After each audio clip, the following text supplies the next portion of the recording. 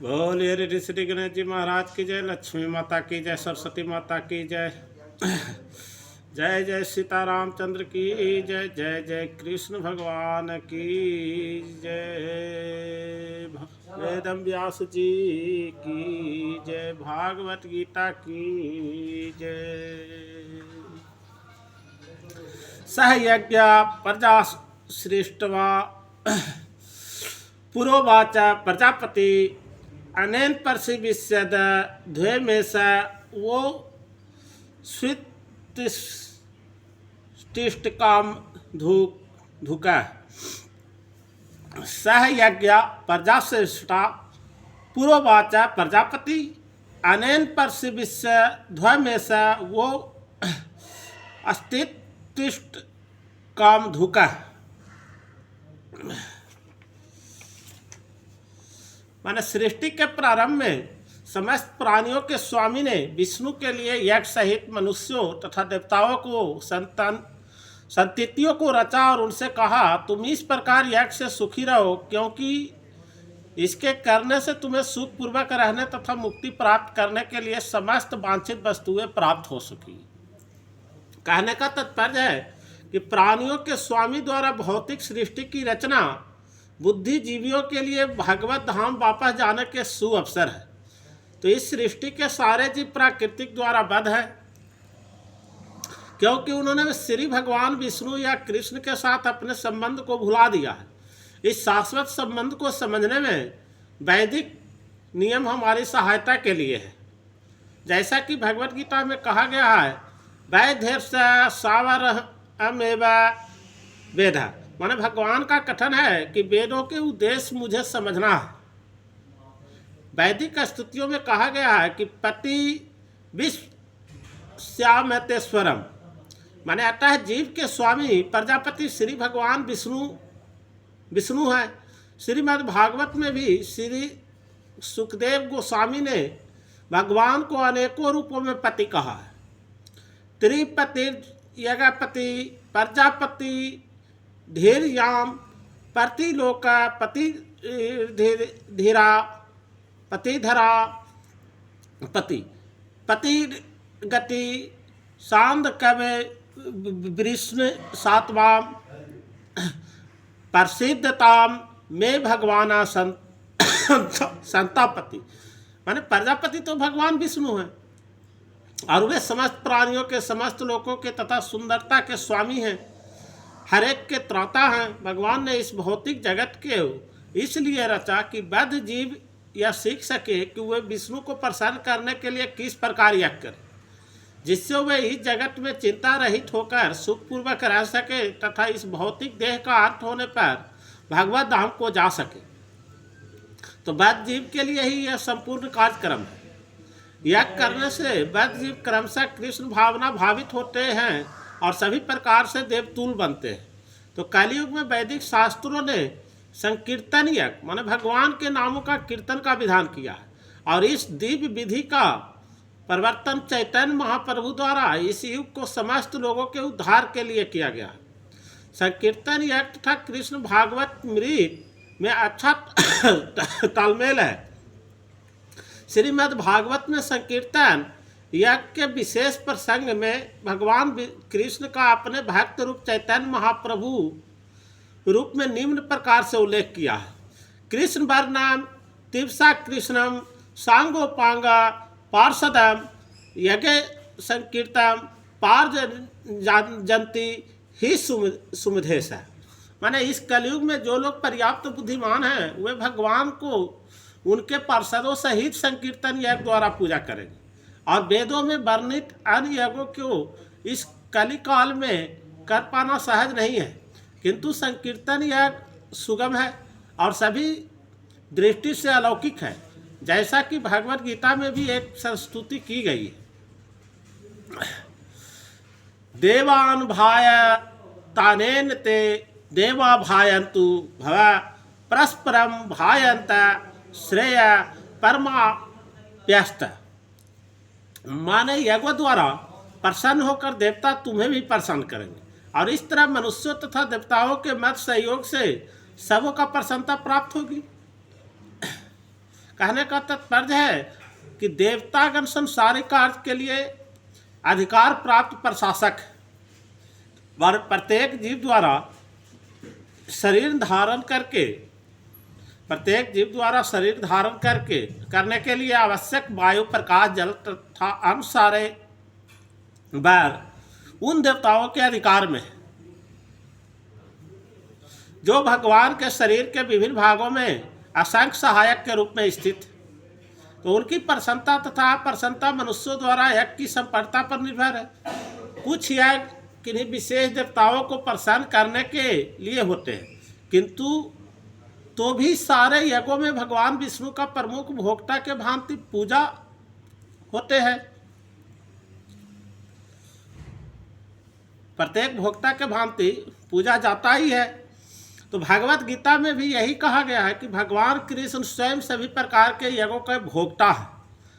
भोक्तारम यगत तपसाम, माने अतः समस्त यज्ञों के मुख्य प्रयोजन यज्ञपति का प्रसन्न करना है। जब ये यज्ञ सुचारू रूप से संपन्न किए जाते हैं तो विभिन्न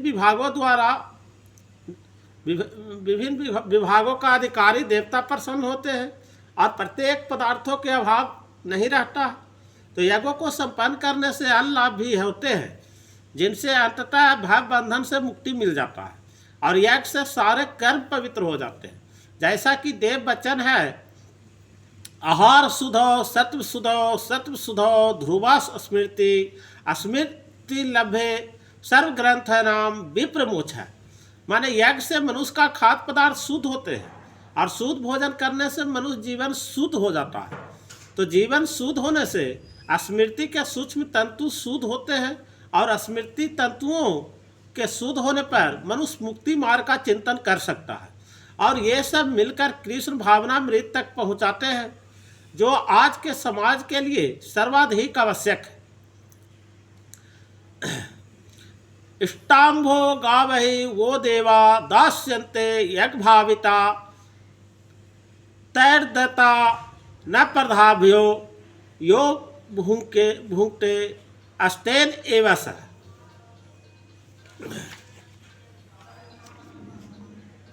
तो 12वें श्लोक में भगवान का कहने का अर्थ है कि जीवन के विभिन्न आवश्यकताओं के पूर्ति करने के लिए विभिन्न देवता यज्ञ संपन्न होने पर प्रसन्न होकर तुम्हारी सारी आवश्यकताओं को पूर्ति करेंगे, किंतु जो इन उपहार को देवताओं को अर्पित किए बिना भोगता है वो निश्चित रूप से चोर है। मैंने कहने का तात्पर्य है कि देवतागण भगवान विष्णु द्वारा भोग सामग्री प्रदान करने के लिए अधिकृत किए गए हैं, अतः नियत यज्ञों द्वारा उन्हें अवश्य संतुष्ट करना चाहिए। वेदों में विभिन्न देवताओं के लिए भिन्न भिन्न प्रकार के यज्ञों की स्तुति है, किंतु वे सब अंततः भगवान को ही अर्पित किए जाते हैं। किंतु जो यह नहीं समझ सकता कि भगवान क्या हैं, तो उसके लिए देव यज्ञ का विधान है। अनुष्ठानकर्ता के भौतिक गुणों के अनुसार वेदों में विभिन्न प्रकार के यज्ञों का विधान है। विभिन्न देवताओं का पूजा भी उसी आधार पर अर्थात गुणों के अनुसार की जाती है। तो उदाहरणार्थ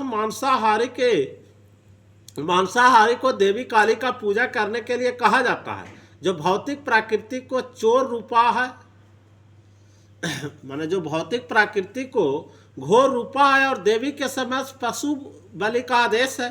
किंतु जो सतोगुणी हैं उनके लिए विष्णु का दीप पूजा बताई जाती है। अंततः समस्त यज्ञों का ध्येय उत्तरोत्तर दीप पद प्राप्त करना है। समान व्यक्तियों के लिए कम से कम 5 यज्ञ आवश्यक है, जिन्हें पंच महायज्ञ कहते हैं। किंतु मनुष्य को यह जानना चाहिए कि जीवन की सारी आवश्यकताएं भगवान के देवता प्रतिनिधियों द्वारा ही पूरी की जाती है, कोई कुछ बना नहीं सकता। उदाहरण के लिए मानव समाज के भोज पदार्थ को लें तो इन भोज पदार्थ में शाकाहारी के लिए अन्न, मूल, फल, शाक, दूध, चीनी आदि हैं तथा मांसाहारियों के लिए मांस आदि, जिनमें कोई भी पदार्थ मनुष्य नहीं बना सकता।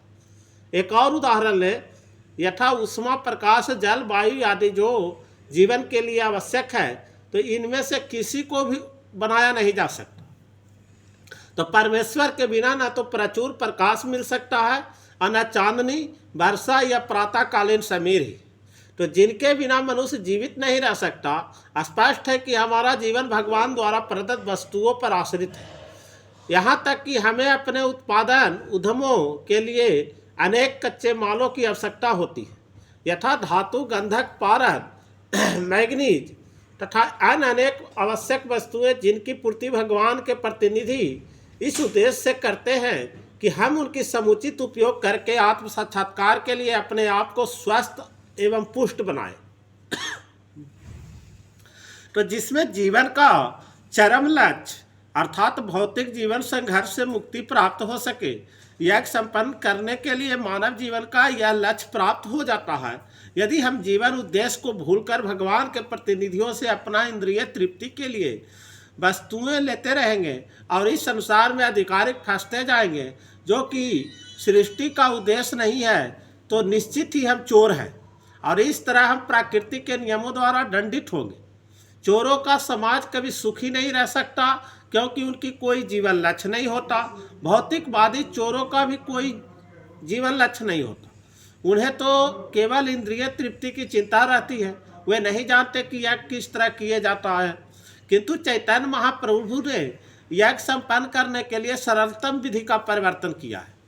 यह है संकीर्तन यज्ञ, जो संसार के किसी भी व्यक्ति द्वारा जो कृष्ण भावनामृत में के सिद्धांत को अंगीकार करता है और संपन्न किया जाता है।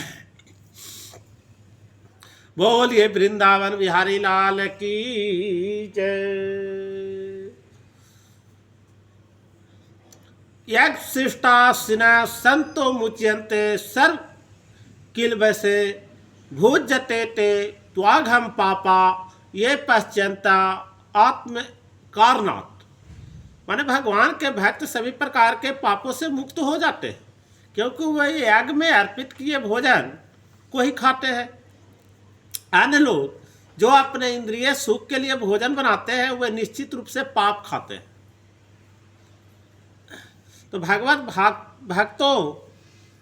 भक्तों या कृष्ण भावना भावित पुरुषों को संत कहा जाता है।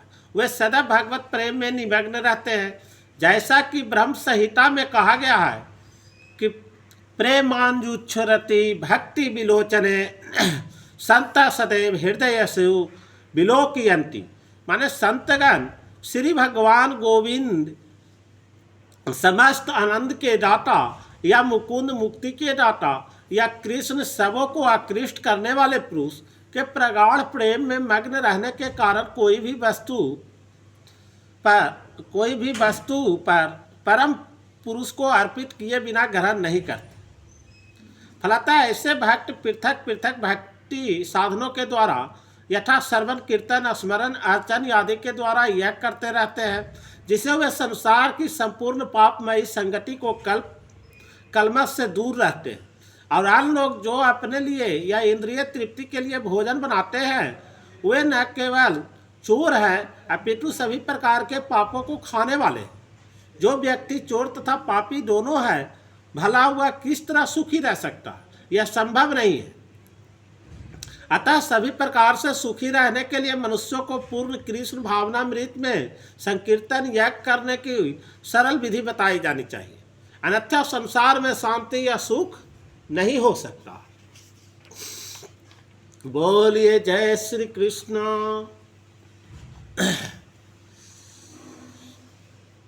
अन्नादि भंति भूतानि पर्जना दत्त संभव यगा धावती पर्जन्यो यगा कर्मस मूधव। माने सारे प्राणी अन्न पर आश्रित है। जो वर्षा से उत्पन्न होता है, वर्षा यज्ञ संपन्न करने से होती है, और यज्ञ नियत कर्मों से उत्पन्न होता है।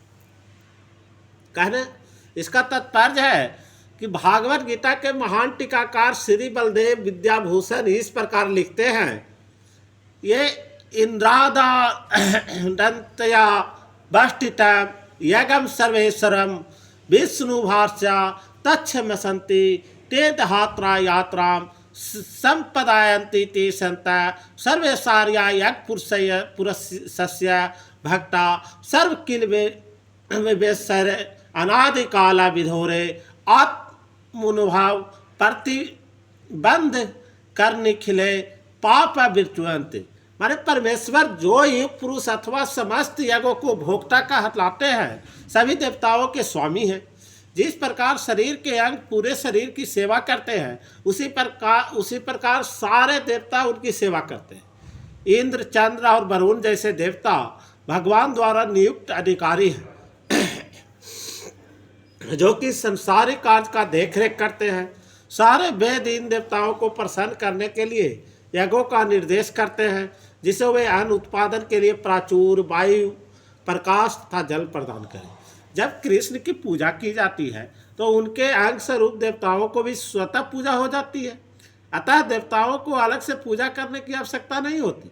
इसी हेतु कृष्ण भावना भावित भागवत भक्त सर्वप्रथम कृष्ण को भोजन अर्पित करते हैं और तब खाते हैं। यह ऐसी विधि है जिससे शरीर का आध्यात्मिक पोषण होता है।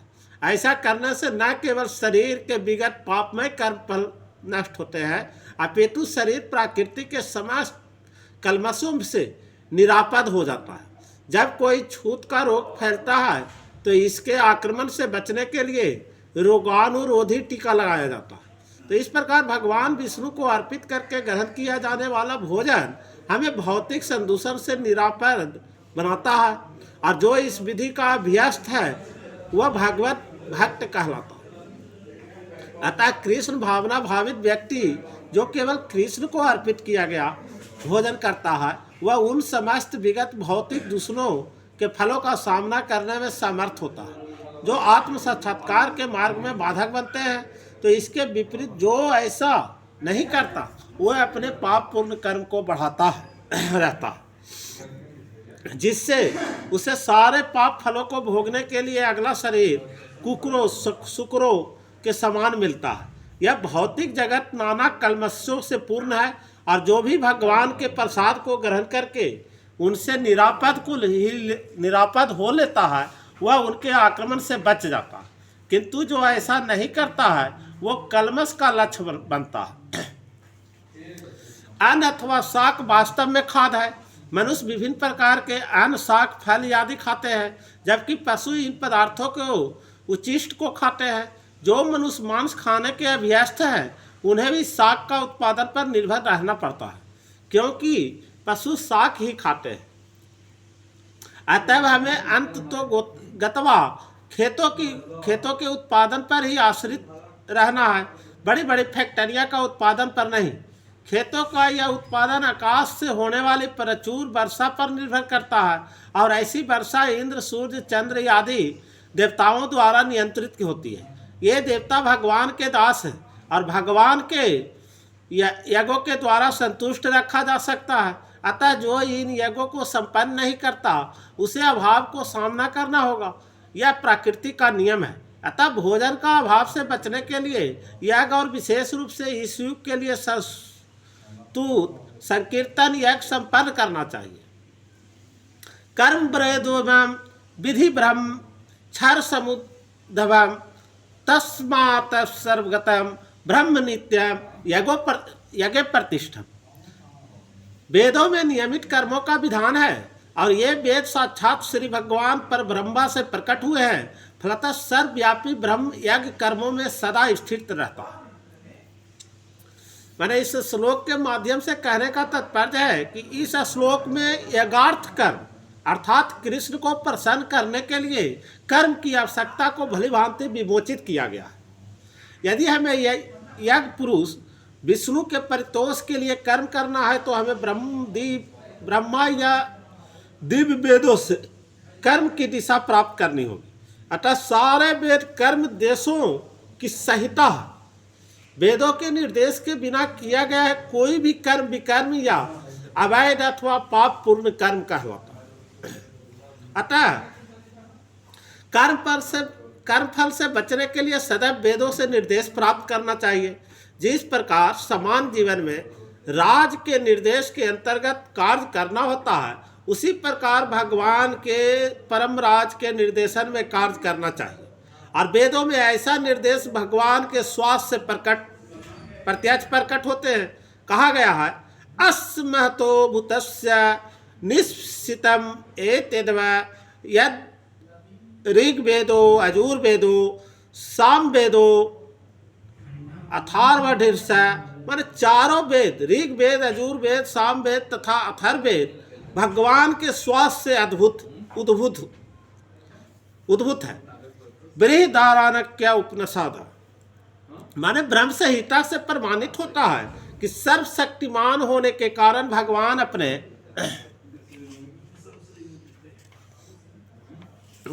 अपने श्वास के द्वारा बोल सकते हैं। अपनी प्रत्येक इंद्रिय के द्वारा अन्य समस्त इंद्रियों के कार्य संपन्न कर सकते हैं। तो दूसरे शब्दों में भगवान अपने निश्वास के द्वारा बोल सकते हैं और वे अपने नेत्रों से गर्भ धारण कर सकते हैं। वस्तुतः यह कहा जाता है कि उन्होंने प्राकृतिक पर दृष्टिपात किया और समस्त जीवों पर गर्भस्थ किया। तो इस तरह प्रकृति के गर्भ में बद्ध जीवों को प्रविष्ट करने के पश्चात उन्होंने उन्हें वैदिक ज्ञान का रूप में आदेश दिया, जिससे वे भगवत धाम वापस जा सके। भगवत धाम वापस जा सके। तो हमें यह सदैव स्मरण रखना चाहिए कि प्राकृतिक में सारे बद्ध जीव भौतिक भोग के लिए इच्छुक रहते हैं, किंतु वैदिक आदेश इस प्रकार बनाए गए हैं कि मनुष्य अपनी विकृति इच्छाओं की पूर्ति कर सकता है, तथाकथित सुख भोग पूरा करके भगवान के पास लौट सकता है।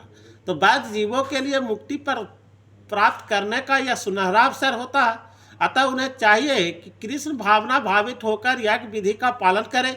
यहाँ तक कि जो वैदिक आदेश का पालन नहीं करते वे भी कृष्ण भावनामृत के सिद्धांत को ग्रहण कर सकते हैं, जिससे वैदिक यज्ञों का कर्मों का पूर्ति हो जाएगी। एवं प्रवृत्तम चक्रम नानुवर्तयेति यह अघायुरी इंद्रिया रामो मोघम पार्थ सह जीवति। हे प्रिय अर्जुन, भगवान कह रहे हैं, हे प्रिय अर्जुन, जो मानव जीवन में इस प्रकार वेदों द्वारा स्थापित यज्ञ चक्र का पालन नहीं करता वो निश्चय ही पापमय जीवन व्यतीत करता है। तो ऐसा व्यक्ति केवल इंद्रियों के तुष्टि के लिए ही व्यर्थ ही जीवित रहता है। तो भगवान का कहने का तात्पर्य है कि इस श्लोक में भगवान ने कठोर परिश्रम करो। इस श्लोक में भगवान का कहने का तात्पर्य है कि कठोर परिश्रम करो और इंद्रिय तृप्ति का आनंद लो। तो इस संसार विचारधारा का तिरस्कार किया है। अतः जो लोग इस संसार में भोग करना चाहते हैं उन्हें उपर्युक्त यज्ञ चक्र का अनुसरण करना परम आवश्यक है। जो ऐसे विधि विधानों का पालन नहीं करते आधारिक तिरस्कृत होने के कारण उसका जीवन अत्यंत संकटपूर्ण रहता है। प्रकृति के नियमानुसार यह मानव शरीर विशेष रूप से आत्म साक्षात्कार के लिए मिला है, जिसे कर्मयोग, ज्ञान योग या भक्ति योग में से किसी एक विधि से प्राप्त किया जा सकता है। तो ये इन योगियों के लिए यज्ञ संपन्न करने की कोई आवश्यकता नहीं रहती, क्योंकि ये पाप पुण्य से परे होते हैं। किंतु जो लोग इंद्रिय तृप्ति में जुटे हुए हैं उन्हें पूर्वोक्त यज्ञ चक्र के द्वारा शुद्धिकरण की आवश्यकता रहती है। तो कर्म के अनेक भेद होते हैं। जो लोग कृष्ण भावना भावित नहीं हैं वे निश्चय ही विषय परायण होते हैं, अतः उन्हें पूर्ण कर्म करने की आवश्यकता होती है। तो यज्ञ पद्धति इस प्रकार सुनियोजित है कि विश्वोन्मुख लोग विषयों के फल में फंसे बिना अपनी इच्छाओं को पूर्ति कर सकते हैं। तो संसार की संपन्नता हमारे प्रयास पर नहीं अपितु परमेश्वर की पृष्ठभूमि योजना पर निर्भर है, जिसे देवता संपादित करते हैं। अतः वेदों में वर्णित देवताओं को लक्षित करके यज्ञ किया जाते हैं। अप्रत्यक्ष रूप में यह कृष्ण भावनामृत का ही अभ्यास रहता है, क्योंकि जब कोई इन यज्ञों में दक्षता प्राप्त कर लेता है तो वह अवश्य कृष्ण भावना भावित हो जाता है। किंतु यदि ऐसे यज्ञ करने से कोई कृष्ण भावना भावित नहीं हो पाता तो इसे कोरी आचार संहिता समझना चाहिए। अतः मनुष्यों को चाहिए कि वे आचार संहिता तक ही अपनी प्रगति को सीमित न करें, अपितु उसे पार करके कृष्ण भावनामृत को प्राप्त यस्तत्वा यस्तवा तत्म रति रेव स्यादात्म त्रिपतस्य च मानव आत्मन्येव च संतुष्टस्य कार्यम न विद्यते। 17वें श्लोक का अर्थ है कि किंतु जो व्यक्ति आत्मा में ही आनंद लेता है तथा जिसका जीव आत्मा साक्षात्कार युक्त है, जो अपने में ही पूर्णतः संतुष्ट रहता है, उसके लिए कुछ कारणीय नहीं है, माने उसके लिए कोई कर्तव्य नहीं होता। कहने का तात्पर्य है कि जो व्यक्ति पूर्णतः कृष्ण भावना भावित है और अपने कृष्ण भावना मृत के कार्यों में पूर्णतः संतुष्ट रहता है, उसे कुछ भी नियत कर्म नहीं करना होता है। कृष्ण भावना भावित होने के कारण उसके हृदय का सारा मैल तुरंत धुल जाता है, जो हजारों हजारों यज्ञ को संपन्न करने पर ही संभव हो पाता है। तो इस प्रकार चेतना के शुद्ध होने से मनुष्य परमेश्वर के साथ अपने संबंध को प्रति पूर्णता आश्वस्त हो जाता है। तो भगवत कृपा से उसकी कार्य स्वयं प्रकाशित हो जाता है। अतः वैदिक आदेशों के प्रति उसका कर्तव्य निशेषा हो जाता है। ऐसा कृष्ण भावना भावित व्यक्ति कभी भी भौतिक कार्य में रुचि नहीं लेता और न ही उसे सुरा सुंदरी तथा अन्य प्रलोभन में कोई आनंद मिलता है। बोलिए वृंदावन बिहारी लाल की जय, भागवत गीता की जय। नैव तस्य कीर्तेनार्थो नार्कतिने कश्चन न चास्य सर्वभूतेषु काचिदर्थ व्यापाश्रय। माने स्वरूप प्रसिद्ध व्यक्ति के लिए न तो अपने नियत कर्मों को करने की आवश्यकता रह जाती है और न ऐसा कर्म न करने का कोई कारण ही रहता है, तो उसे किसी अन्य जीव पर निर्भर रहने की आवश्यकता भी नहीं रह जाती। माने इस श्लोक के माध्यम से कहने का तात्पर्य है कि स्वरूप सिद्धि, जो स्वरूप सिद्ध व्यक्ति है को कृष्ण भावना भावित कर्म के अतिरिक्त कुछ भी करना नहीं होता, किंतु यह कृष्ण भावना मृत निष्क्रियता भी नहीं है। जैसा कि अगले श्लोक में बताया जाएगा कि कृष्ण भावना भावित व्यक्ति किसी की शरण ग्रहण नहीं कर सकता, किसी की शरण नहीं, चाहे वो मनुष्य हो, देवता हो या कृष्ण भावना मृत में वह जो भी करता है वही उसके कर्तव्य संपादन के लिए पर्याप्त है। तस्मादसक्त संततम कार्यम कर्म समाचार अशोक्त हर्ष चरण कर्म परमाप्नोति पुरुष। अतः कर्म फल में आसक्त हुए बिना मनुष्य को अपना कर्तव्य समझकर निरंतर कर्म करते रहना चाहिए, क्योंकि अनासक्त होकर कर्म करने से उसे पर ब्रह्म माने परम की प्राप्ति होती है। कहने का तात्पर्य है कि भक्तों के लिए श्री भगवान परम है और निर्विशेषवादियों के लिए मुक्ति परम है। अतः जो व्यक्ति समुचित पथ प्रदर्शन पाकर कर्म फल से अनासक्त होकर कृष्ण के लिए या कृष्ण भावना मृत में कार्य करता है, वो निश्चित रूप से जीवन लक्ष्य की ओर प्रगति करता है। तो अर्जुन से कहा जा रहा है कि वह कृष्ण के लिए कुरुक्षेत्र के युद्ध में लड़े, क्योंकि कृष्ण की इच्छा है कि वह ऐसा करे।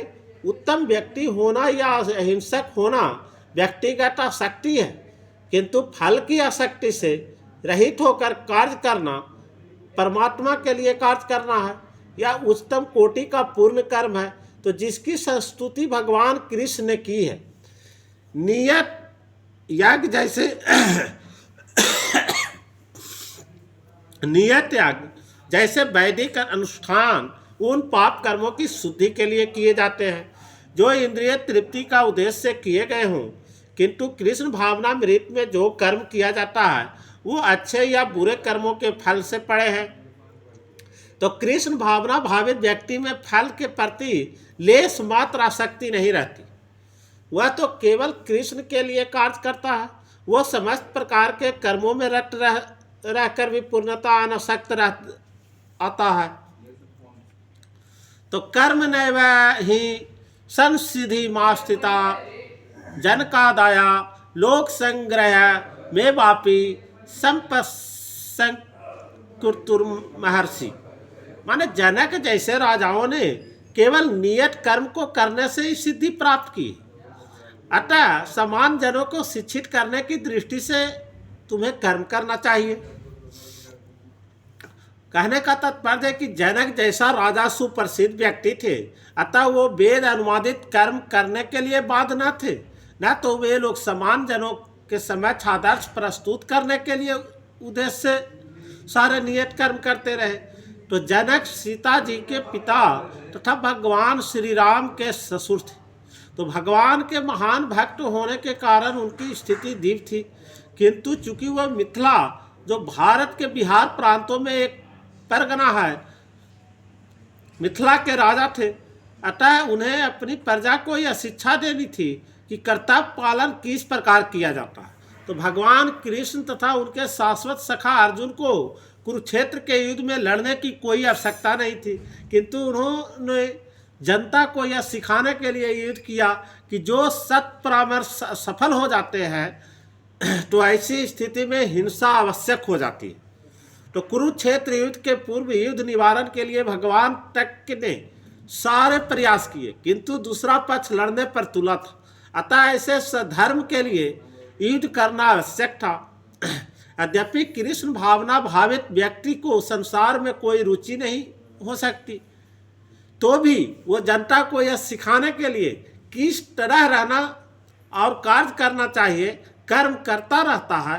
कृष्ण भावनामृत में अनुभवी व्यक्ति इस तरह कार्य करते हैं, अन्य लोग उनका अनुसरण कर सके, और इसकी व्याख्या अगले श्लोक में की गई है। यद्ददाचरति श्रेष्ठता देवेत्रो जना स यत् प्रमाणम कुरते लोक अस्तदनु वर्तते। माने महापुरुष जो जो आचरण करता है समान व्यक्ति उसी का अनुसरण करते हैं। वह अपने अनुसरण कार्यों से जो आदर्श प्रस्तुत करता है संपूर्ण विश्व उसका अनुसरण करता है।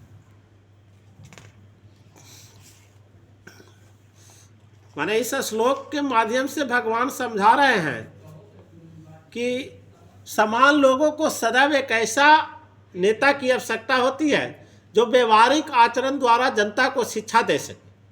यदि नेता स्वयं धूम्रपान करता है तो वह जनता को धूम्रपान बंद करने का शिक्षा नहीं दे सकता। चैतन्य महाप्रभु ने कहा है कि शिक्षा देने के पूर्व शिक्षक को ठीक ठाक आचरण करना चाहिए।